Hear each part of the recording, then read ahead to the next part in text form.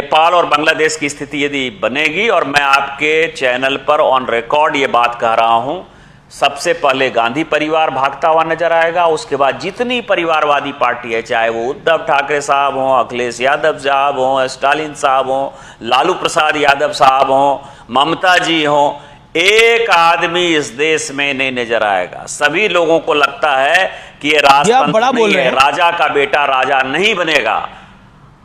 रहे यही है, यही बांग्लादेश में हुआ परिवारवाद तो के आप खिलाफ। कह रहे हैं कि अगर ये जेनजी टाइप का आंदोलन यहां होता है तो सबसे पहले गांधी परिवार, स्टालिन परिवार, यादव परिवार ये भागता हुआ नजर आएगा यहां से।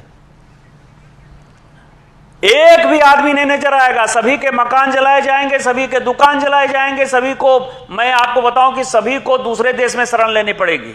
यदि इस तरह का माहौल, जिस तरह से राहुल गांधी विपक्ष के साथ मिलकर करना चाहते हैं और जिस तरह की बयानबाजी संजय राउत जी और संजय सिंह जी कर रहे हैं, यही होना है। और मैं आपके चैनल पर ऑन रिकॉर्ड ये बातें कह रहा हूं, यही होना है। परिवारवाद के खिलाफ यदि लड़ाई होगी, भारतीय जनता पार्टी को छोड़कर और कम्युनिस्ट पार्टी को छोड़कर इस देश में कोई दूसरी पार्टी नहीं है जो परिवारवाद में ग्रसित नहीं है।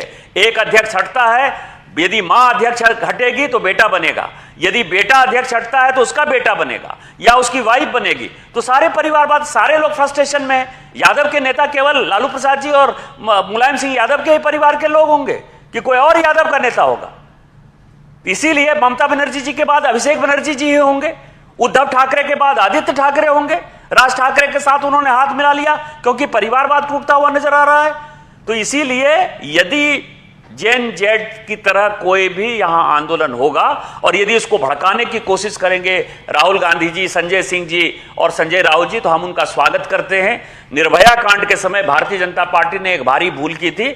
हम उस आंदोलन का सहभागी बनेंगे जो संजय राउत जी और ये सब चलाने की कोशिश करेंगे, और उसके बाद यदि ये लोग हिंदुस्तान में नजर आ गए तो फिर आप मुझे कहिएगा। जी, ये आप बड़ा कह रहे हैं कि अगर ऐसा जेनजी टाइप का आंदोलन हिंदुस्तान में हो गया तो परिवारवादी पार्टियों के लोग भागते हुए नजर आएंगे, ये देश में भी नहीं रह पाएंगे, ऐसी कंडीशन हो जाएगी। आपने तो पूरा गेम ही उल्टा कर दिया कि भ्रष्टाचार के खिलाफ है, भ्रष्टाचार के अधिकतर आरोप इन्हीं लोगों पे है और सत्ता अधिकतर इन्हीं के पास रही है।